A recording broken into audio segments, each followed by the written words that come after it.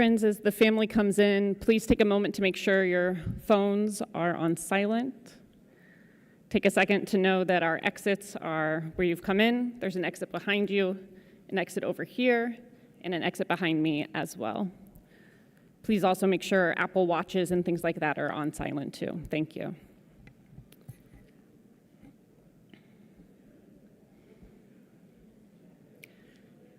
Ya da ya ya da da ya ya da da ya ya da da ya ya da da ya ya ya ya da da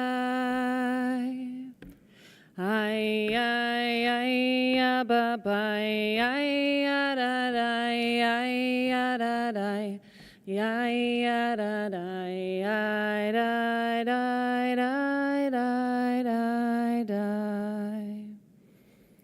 Thank you all for gathering here this afternoon to show love and support to the family here at Temple Emanu-El. I'm Rabbi Rachel. V'ti Adonai l'negdi tamid ki mimini balemot lachen samach libi vayage kevodi af bisari yishkon lavetach. Death has taken Joel. We recognize that family and friends grieve in these moments and days as their world has gone a little dark. In their silence, there is lamentation. In their tears, there is loneliness. In their sorrow, may they find the presence of loving friends with a shoulder of support and a touch of care from the soul of another. Hear them, friends. Hear them, God. Be with them. In this time of grief, we listen to the voice of our sacred scriptures that brings us the ever-new message of God's nearness. It tells us of our kinship with the Creator, in light as in darkness, in joy as in sorrow, in life as in death. Joel, Joe, Yosef, Honey, Steppy, Step, PJ, Papa Joe. Joel Stepikoff was born on June 3rd, 1941, and departed this world on January 14th, 2024. Born and raised in Hartford, Connecticut, to Gertrude and Samuel, Joel came from a kosher home raised by hard-working, Yiddish-speaking new immigrants from the old country. Joel was what his family lovingly called a street kid. He was frequently left home alone, or his brother Gerald may have been around, but he was 5 years older. And his friends had a Jewish street gang, maybe club is a better word, of sorts. But their crew, it had matching Barron's jackets, and the Jewish Center was their main hangout spot. Joel met his beloved, Elaine, in the 8th grade, at the very Jewish setting of Tashlich. If that word sounds familiar, it's that service between Rosh Hashanah and Yom Kippur where we cast our mistakes into the lake. But no mistake happened here. Elaine's friend Gail had recommended that she meet Joel, a boy from a different school, and the lake for Tashlich proved to be a great spot to take a walk and chat. They became a couple at this very young age, staying together even when Joel attended the University of Connecticut, where he was a member of one of the Jewish fraternities, and Elaine would visit on weekends. He went on to work for a pharmaceutical company up until 1969, and in that time he would marry Elaine, and together they would build a family with 3 boys.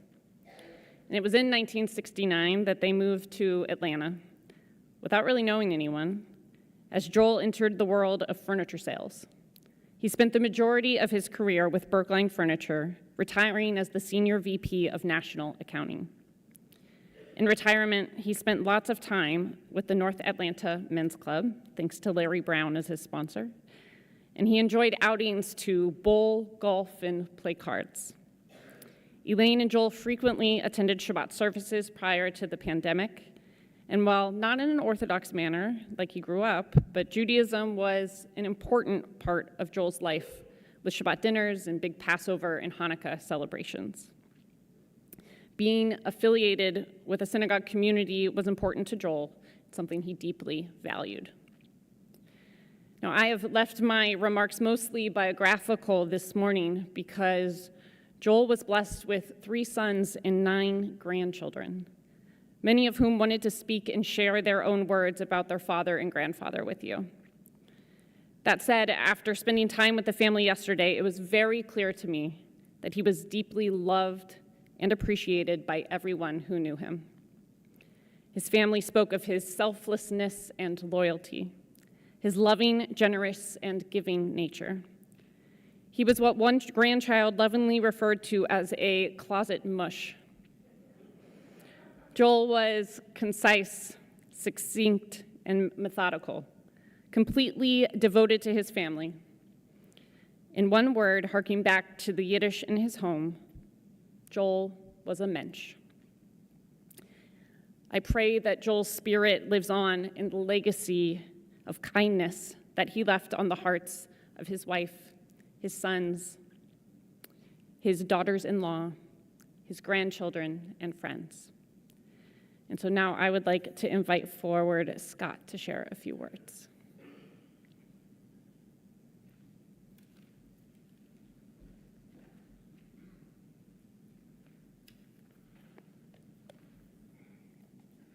Welcome. I'm going to try to get through this. How do you say a few words about a man, a few words, in a few minutes?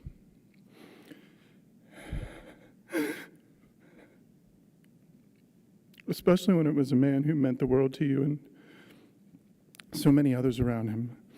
Let me just start by saying thank you to all of you for being here today. Looking around this room, he would have been touched to know so many of you showed up for him. But I'm also fairly certain he would have been really mad about it. You see, my dad didn't like anything to be about him. He always put himself behind those he loved. It was kind of his superpower. Let me paint you a picture of what type of man my father was. He was incredibly generous, almost to a fault. No was a word that wasn't in his vocabulary, especially when it came to his kids and his grandchildren. He was perpetually early, and he had virtually no tolerance for anyone who was late. Sadly, even in leaving this world, he was early.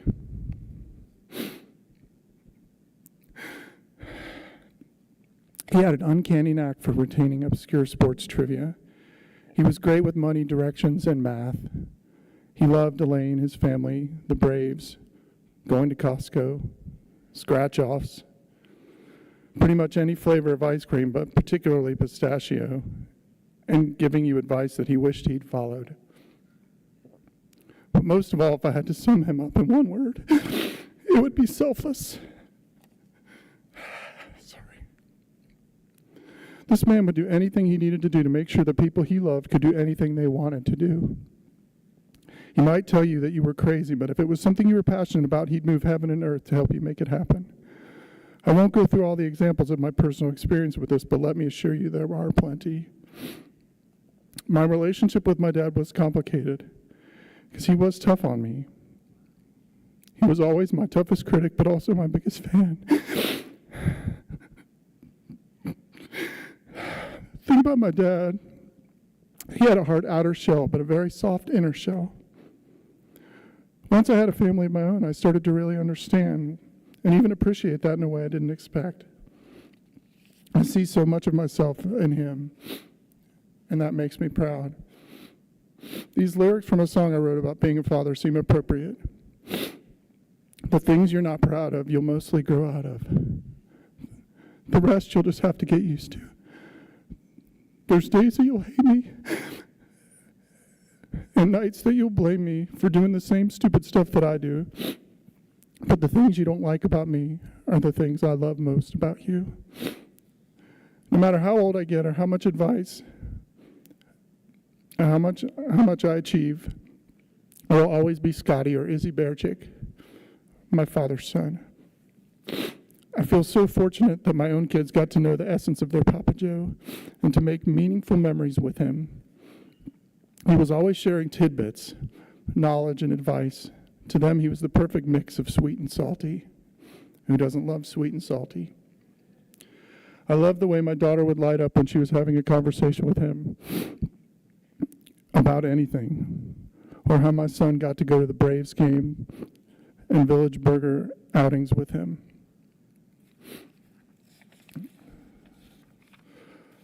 Also, I have to say how much I've been inspired by the way he hopelessly loved my mother, and he couldn't live without her.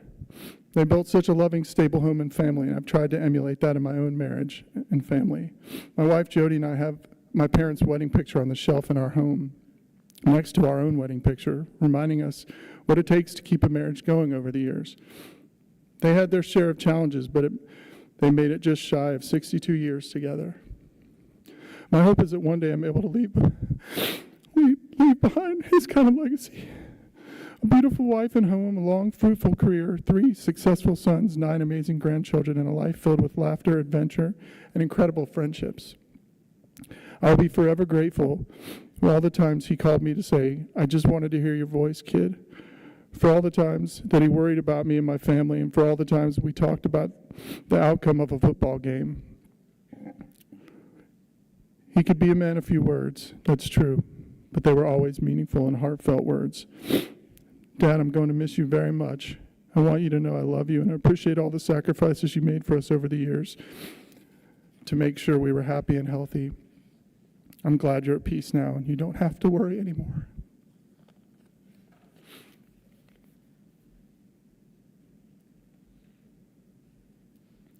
Michael.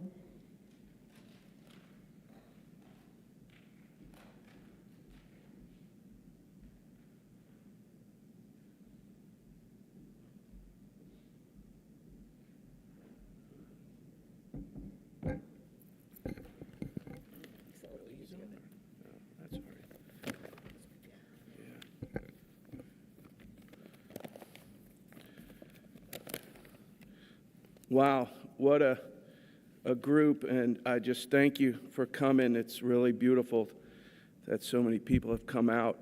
You know, when we lose someone dear to us, it reminds us all, I think, of our own mortality, and therefore it leaves us wondering about so many things like, you know, what's life all about, and, you know, what is it we're supposed to be doing here? And I think if my father was here right now, I know what he'd say to that. It is what it is. He was kind of famous for that saying. I don't think he invented it, but he used to say that a lot. And yesterday we met with Rabbi Rachel, and she asked us, you know, if you had one word to describe your father, and I didn't really have a chance to think about how do you just put a person's life into one word, but I thought about it later, and this is the word that came to me: profound. He was very profound, wasn't he? And it was a kind of profundity that was simple, direct, and it would cut right to the heart of a matter, even the most complex.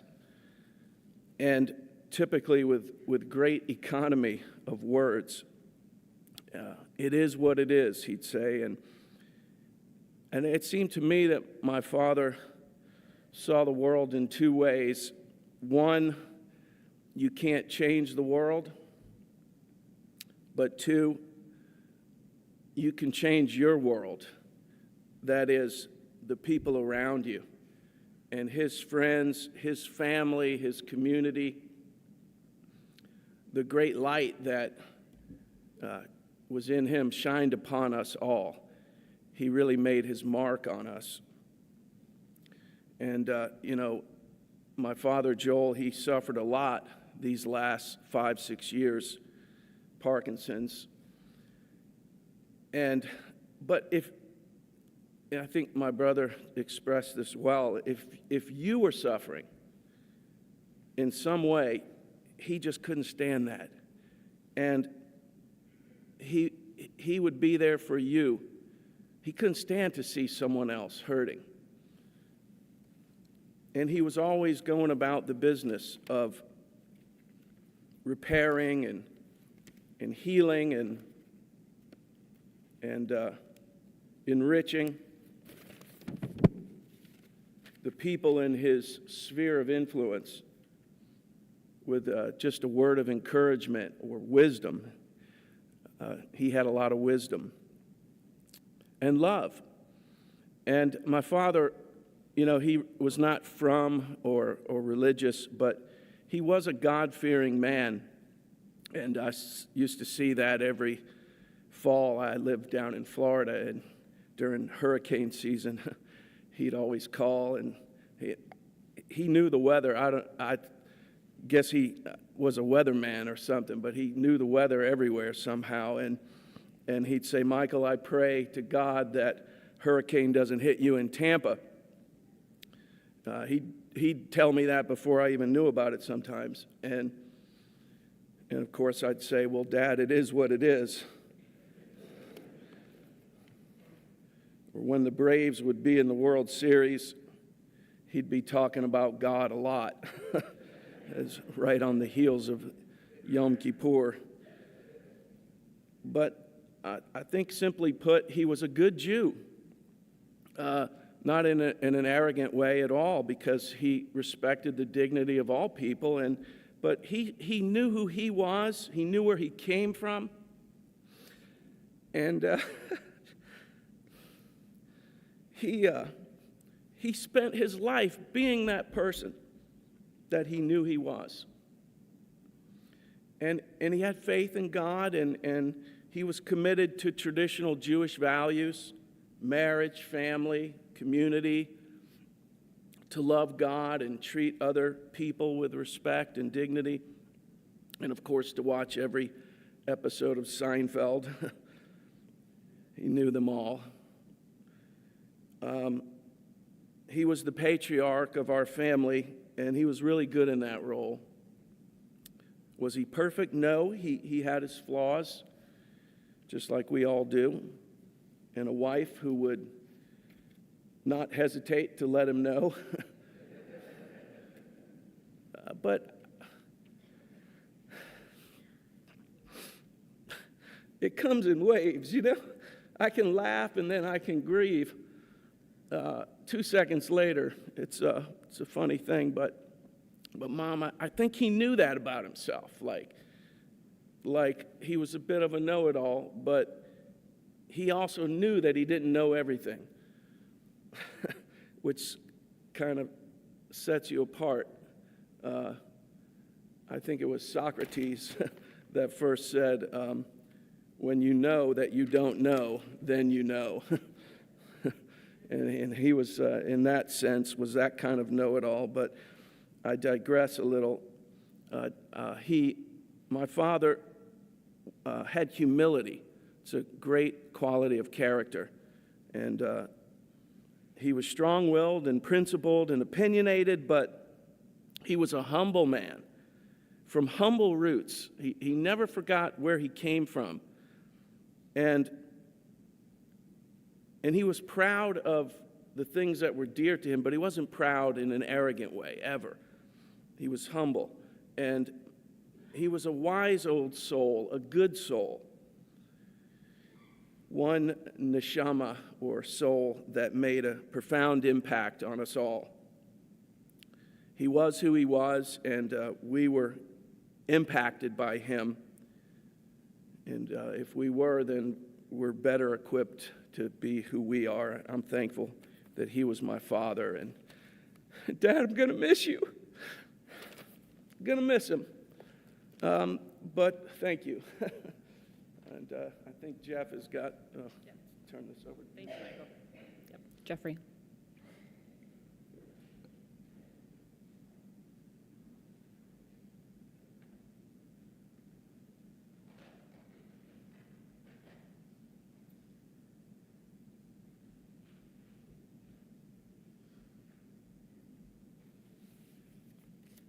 I keep looking around for him.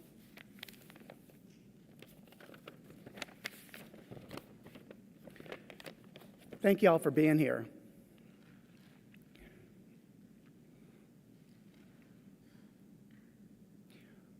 When I think about my father, who he was,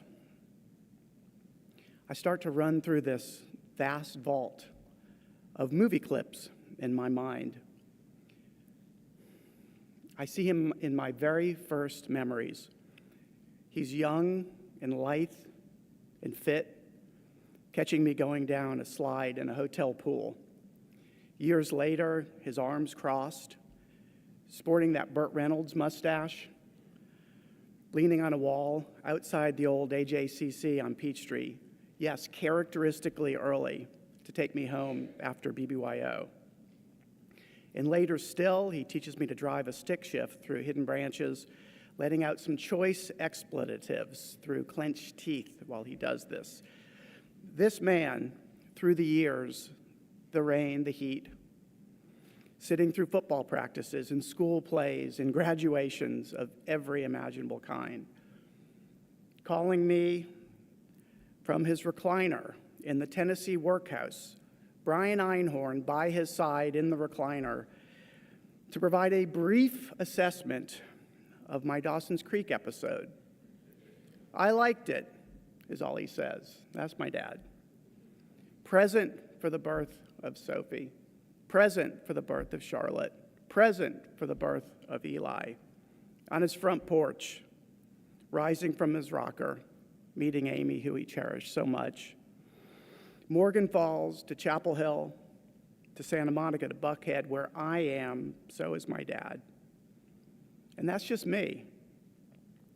Those of us who indeed knew him, don't we all know the experience of having him be there for us, like you're hearing from my brothers? I know we all know this. So when I think about who he truly was, I think my father leaves a legacy of presence. In fact, just last Tuesday, which was the last day I spoke to him on the phone, I called him as I was leaving a meeting, as I often do. He was driving his friend Artie home from men's club, which to me seems fitting that that would be the last time I would speak to him. He was driving somebody, taking care of somebody. Through his actions for others, my father was a man who lived in the present. It is what it is, yes. When he sat with my mother's mother, Rita, when she was dying, I will never forget her looking up at him and asking him, "What happens next?" "I don't know," he said reflexively, but he stayed with her and he comforted her. Yeah, that's not to say that he wasn't a man of faith. I agree, and I think in his own quiet, personal way, I think he was indeed that. But he was also a man of being there, a man of showing up for others, for his children, for his grandchildren, his friends, his community, and my mother, who of course he loved, but more precisely was his best friend. By his side, literally, figuratively, throughout his life. So now,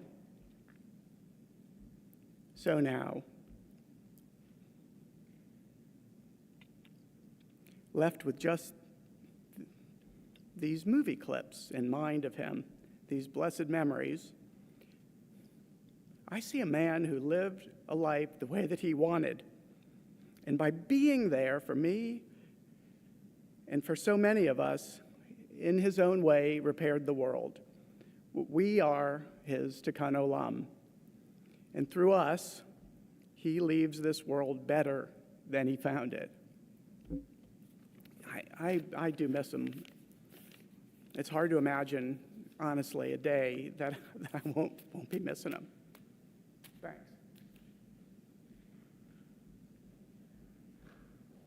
Thank you, Jeffrey. And Joey and Rachel will come forward, and their brother David is joining us Online, he's watching, and they have some words from him as well.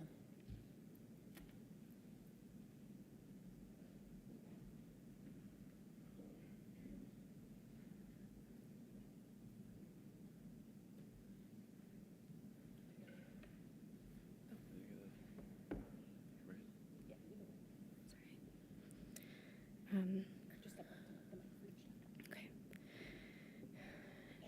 I've had the privilege and honor of being the first and oldest grandchild of Joel Stepikoff, or as I've always called him, Papa Joe. I was the first one he held, the first one he watched graduate, and the first one even to call him Papa Joe. Yesterday we all sat together and shared words we felt best describe Papa Joe. Words like selfless, caring, loyal, generous, and many more were said, and all of them are 100% true. Papa Joe was the patriarch of the Stepikoff family, and he was so full of love for us and always put us first.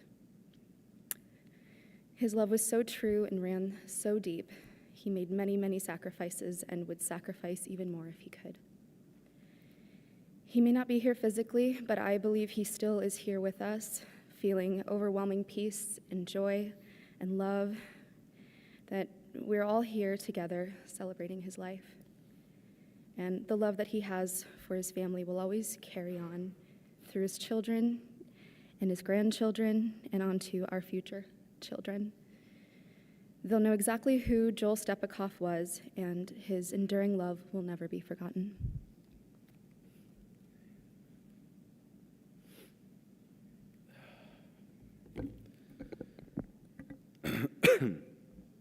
Papa Joe was the best grandfather I could have ever asked for. He loved us grandkids with all his heart. He would always tell me, every time I'd see him, he'd always tell me that I could call him anytime I want. Out of the blue, I could give him a call anytime. And this past Wednesday, January 10th, it was one of those days when I happened to call him. And I called him while he was out and about doing what he loved most. He was at Costco. He was getting gas. And I asked him how he was. He said he was getting lunch, soup at Panera, and I started just talking to him about life. And he was a great guy to just talk about life to. And I started talking to him about how I'm looking for a ring for my girlfriend. I'm going to propose to her in the coming months. And I could hear in his voice just how proud he was, his first grandchild, to get married.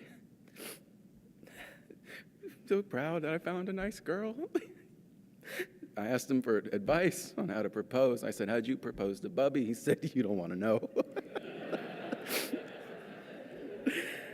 To think that he's not going to physically be at my future wedding, it's devastating. And it's almost hard to even conceptualize right now, but he will be there, just in a different way, and I know that. Papa Joe's warmth and his love touched all of us. He was the most generous man alive. There isn't one single thing he wouldn't do for his family, especially his grandkids. He was a man who showed up always. He was a show-upper. His legacy will live on through all of us, through the stories we share about him and the ways he impacted our lives. I love my Papa Joe, and I will always miss him.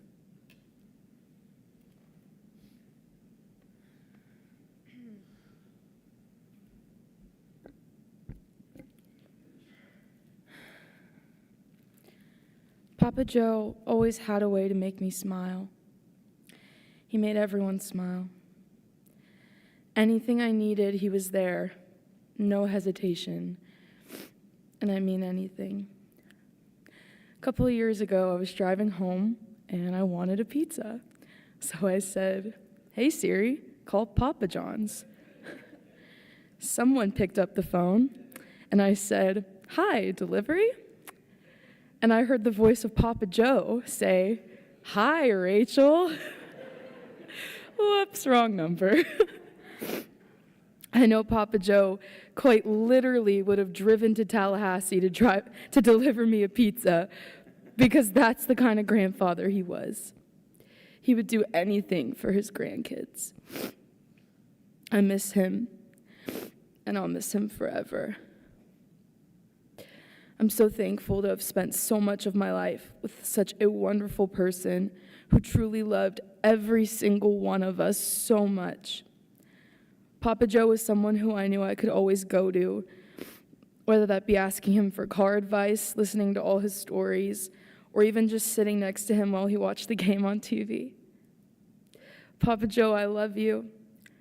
I know that you will always be with us, and your legacy will never, ever be forgotten. Our brother David, who unfortunately couldn't be here, had a few words to say about Papa Joe that I'm going to read for him on his behalf. Papa Joe once told me, "You're a fine young man and a smart one, but this world doesn't care about either of those things. This world will punch you on the side of the face sometimes, so don't ever take any wooden nickels from anybody. Stay on your toes, work hard, and you'll be all right." I often think about that. His wisdom was unmatched, his memory forever. The Stepikoff family will carry on for generations to come because of his hard work in this life. I can only hope to be half of what he is. I will love and miss you, Papa Joe.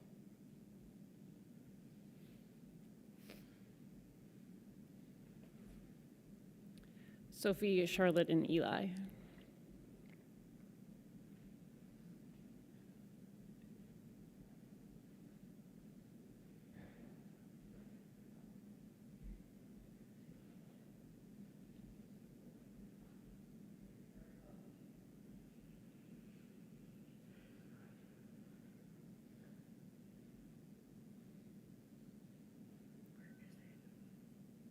If I can find this thing. Okay. All right. Hi, everyone. This is really a great turnout. Thank you so much for being here. I know everybody in this room, Papa Joe or Joel, has touched your heart in some way, and that will continue on with you. Papa Joe is my guardian angel. I think he had a sixth sense about people. Certainly, I felt that he did about me. When I had a relationship end in March, he told me, I had a feeling you weren't doing so well. His intuition stunned me at times, and I felt that he could always see through me if I said I was doing well and was not. It was hard to hide from this man. To be known by Papa Joe was one of the greatest gifts you could have, and I know he will continue to guide us. So many things go through our head at this time. Eli remembers the Sunday mornings at 7 years old, after karate, with my dad and Papa Joe at Bagelicious, and the way he was probably there before them every time at the table. Charlotte remembers the pure, unfiltered joy beaming on his face at the dance floor at Libby and Griffin's B'nai Mitzvah back in 2020. I remember his continuous intent to service my car for me, but hold himself back to allow me to do it so I would learn. The memory box runs wide and deep. We remember, but we also know. We know of the moments that taught characteristics we will continue on with. His strength and resilience, the feeling of comfort from his pragmatism. Thanks, Dad, I looked up that word yesterday. We needed to hear his way of being real with us, his encouragement, his excitement, and pride in his family, children, and grandchildren. He would do anything for us. And our walk forward will have his name written on it. We are changed because of his life, and we will go forward better because of it. His light abides, and he is with us.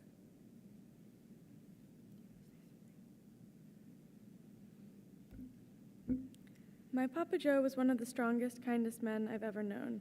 He was the best grandfather anyone could ask for. He had a tough exterior, but such a huge heart.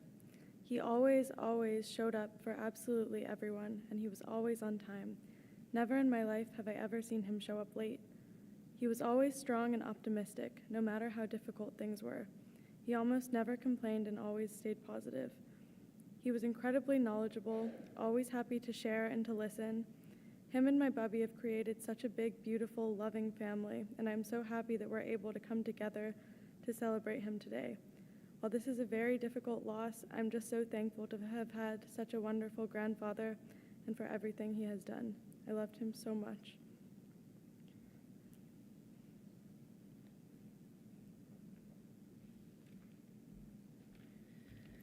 Thank you, guys. And finally, childhood friend Brian Einhorn.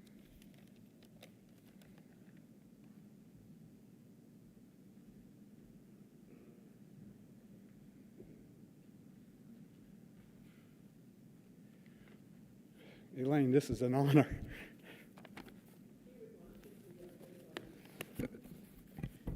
It's a real honor. Thank you. Okay. To me, Joe was my mentor. He was my roommate for over 20 years. Almost as much as Elaine. Right. He was my travel companion. We saw the world together. He was my Braves partner. Going to games constantly together. We saw the best games.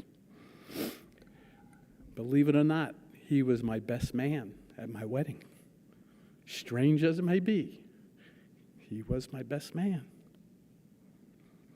And of course, my best friend. I don't want to go on too long because I just want to do the good stuff and remember him for certain things. But as a mentor, I met him in 1989. I knew nothing about recliners, nothing about a recliner. But I had to go, and I got hired by Berkline well after he's been hired. And he immediately explained to me one thing. He said, putting a Berkline recliner in front of a waterfall and hitting a button to recline, you'll never get wet. What does that mean? I said, Joel, what does that mean? I said to myself, Joel, what exactly does that mean? He says, all you have to remember is if you sit in the Berkline recliner, you'll never get wet. For 20 years, Joel made sure I never got wet. He was my inspiration, and he made me almost what I am today. And I have to leave it to him for my success. Now, as a travel companion, I need to talk about this. Elaine will understand this fully. Okay? So we drive into Rome, right, Joe? Right, Elaine? We drive into Rome, and specifically, I'm trying to find this here. We drive into Rome, and we rent a car. Who rents a car at the airport and says we're going to drive into Rome? I said, Joe, you can't drive into Rome. It's impossible to do that. He says, don't worry. I'll get you to the hotel. Don't worry.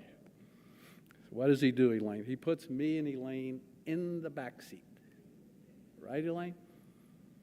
And what does he do? He puts my wife in the passenger seat. For some reason, he thought that if he had an Italian in the front seat next to him with a map, he can go anywhere. I don't know how he figured that one out, but that's what he thought, right, Elaine? That's how he thought. And believe it or not, it took us maybe 10 minutes to get to that hotel. No one can go into Rome in a rental car in 10 minutes and get into Rome. It's impossible. So we didn't have iPhones, we didn't have GPS, but we had now what we called an Italian GPS system. Right. Sometimes the system works, sometimes it doesn't work. So now we have to leave the hotel, and we're heading to the next stop.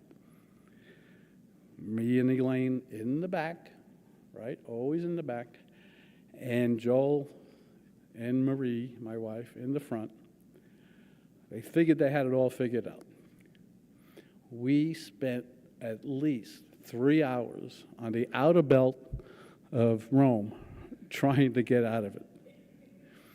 Joel says, we got to figure this out. We got to figure this story out a little bit. So he went to his GPS girl and made her make a sign, right? We had to make a sign that said, "A due," right? And my wife is standing with the sign out the window trying to get people to get us out of Rome. And the sign, finally, after going around Rome at least 5 times, we finally made it out. But let me tell you something. This little GPS system took me, Elaine, Marie, and Joel all over Italy.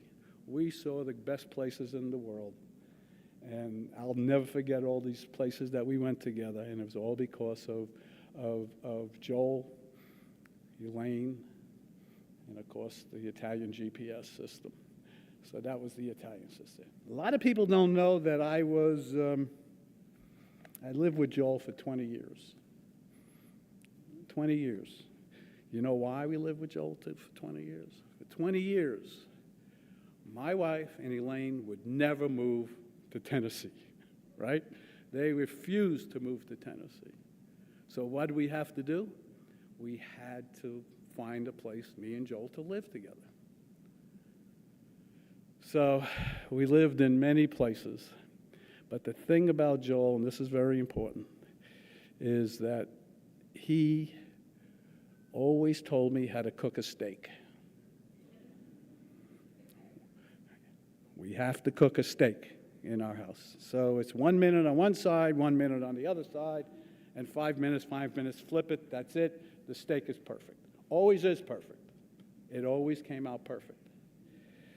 So we went out and we got a brand new Weber grill, right? Elaine knows the story already. We went out and got a brand new Weber grill, and we're cooking one night. Now you got to understand, we left home on Sunday night, and we came back on Friday night to our wives. Anyway, so Thursday night we cook a steak, and he says to me, 1 minute, 1 minute, 5 minutes, 5 minutes. Cooked it, it was great.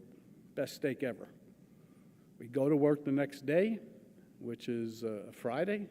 We get into the car, and we drive to Atlanta. I turn to Joel and say, "Hey, Joel, who turned off the grill?" I said, "I don't know who turned off the grill. No one turned off the grill." He says, "Brian, don't worry about it. The gas will run out before the house burns down." We come back again. We come back on Monday, and we look at our grill. It's all white. Why is the grill all white? Because it ran for 3 days. And you know what Joel said to me? Very simple. "I told you the house wouldn't burn down." So we ran out, and that was that little story too. That was another good story. And like I said to Elaine, I have so many that I could do on and on, but he was my best man at my wedding. How did that happen? How do you become a best man at my wedding? Anyway, we lived together it cost 20 years. And he said, and we lived in the apartment. Now, Joel not only was my best man, he was also kind of like a financial advisor to me. And he always told me what stocks to buy. He would never buy the stock. He told me to buy the stock. Okay? So I buy the stocks, And they were all extremely good stocks. And they went up tremendously.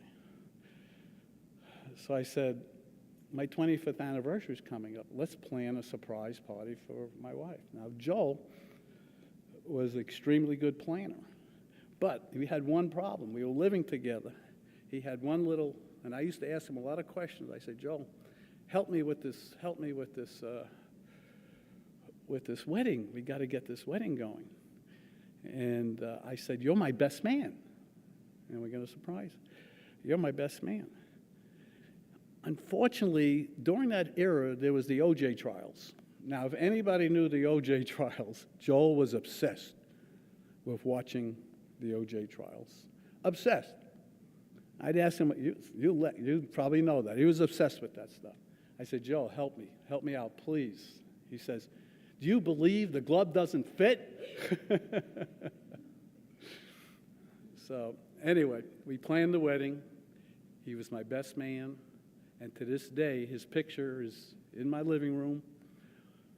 Joel and my family. So he's part of my family. And Joel stood in for my brother who died as my best man, which I found a phenomenal thing to do. One more story. I know I've got to go short, but anyway. Baseball. We went to the best games of baseball with Joel. The best. We decided that the Yankees and the Braves were going to play in the World Series. What a better game could that be, right? We spent $500 a ticket. Back then, in I think it was 96, we took our wives, Elaine, Marie, me, and Joel. Now, Joel had another thing. He loved his Lexus, right? He had the brown Lexus LS 400. Loved the 400. He says, I'll pick you up. We're going to go to the game. We go to the game, and we're sitting around. And the Braves won. But the problem with the Braves is you got to do all night long. So my wife says to me, oh, I don't feel well. I got a headache. We won the game, got back into the Lexus. And think about this, brand new Lexus. My wife decides to specifically throw up in the brand new Lexus, okay? And Joel didn't do anything. He was just very polite and never said anything. He's also a legend. We also went to 2012, a game of baseball, and it was a playoff game. And I remember, I'm speaking off the top of my head, basically. I have all this written down, but 2012, and it was called the worst call ever. Elaine knows that. I just got a T-shirt, the worst call ever. Yeah. Anyway, the worst call ever. So anyway, everybody, the Braves are starting to lose the game, and Joel starts going crazy because of the bad call. Gets up and flings a bag of peanuts and hits the guy in the front who was guarding the field. To this day, we never knew really where the peanuts came from. But he's a legend with my son-in-laws because who else would do something like that? Well, I'm going to end it very simple here. It's very hard. I can go on and on, Elaine, with tons of stories.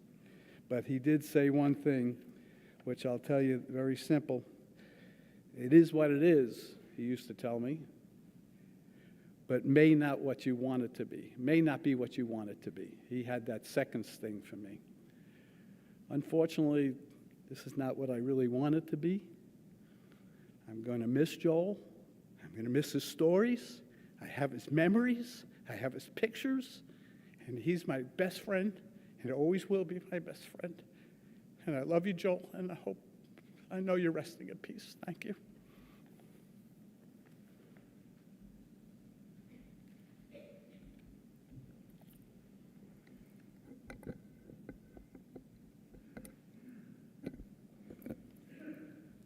Adonai, who may abide in your house? Who may dwell in your holy mountain? Those who are upright, who do justly, who speak the truth within their hearts, who do not slander others or wrong them, bring shame upon them. who scorn the lawless, but honor those who revere God, who give their word and come what may do not retract, who do not exploit others, who do not take bribes. Those who live in this way shall never be shaken. This is Joel's legacy. I invite you to please join with me if you're familiar with the words of Psalm 23. The Lord is my shepherd, I shall not want. He maketh me to lie down in green pastures. He leadeth me beside the still waters. He restoreth my soul. He guideth me in straight paths for his name's sake. Yea, though I walk through the valley of the shadow of death, I will fear no evil, for thou art with me. Thy rod and thy staff, they comfort me. Thou preparest a table before me in the presence of mine enemies. Thou hast anointed my head with oil. My cup runneth over. Surely goodness and mercy shall follow me all the days of my life, and I shall dwell in the house of the Lord forever. Please rise for the singing and recitation of El Malei Rachamim. El Malei Rachamim, Shochein Bamromim, Hamsei Menucha Nechona, Tachat Kanfei Ashchina, Im Kedoshim U'Tohorim, Gezohar Harakia, Mazhirim, Et Nishmat, Yosef Zekel ben Shmuel veGitel, Shehalach le'olamo, Ba'al harachamim yastirehu, Beseter knafav le'olamim, Bitzror hachaim, Et nishmato, Adonai hu nachalato, V'yanuach b'shalom al mishkavo, V'nomar Amen. Compassionate God, eternal spirit of the universe, grant perfect rest in your sheltering presence to Joel, who has entered eternity. O God of mercy, let him find refuge in the shadow of your wings, and let his soul be bound up in the bond of everlasting life. God is his inheritance. May he rest in peace, and let us say, Amen. Please be seated. God gives and God takes. God gives opportunities for us to love, but not forever. God takes opportunities away after a while. So don't hesitate or delay or curse the darkness while remaining mired in sadness and hopelessness, because God gives and God takes away. Blessed be the name of the Lord. But why bless the Lord when God takes away? Because if the opportunities were always there, we would wait until the time was just right and never make the leap, and more of life would slip away. So God gives and God takes. Blessed be God's name. This concludes our sanctuary service. For those heading to Arlington, that is where the burial will take place. I'll ask for everyone to please remain seated for a few moments so that the family may depart and make their way to the cemetery.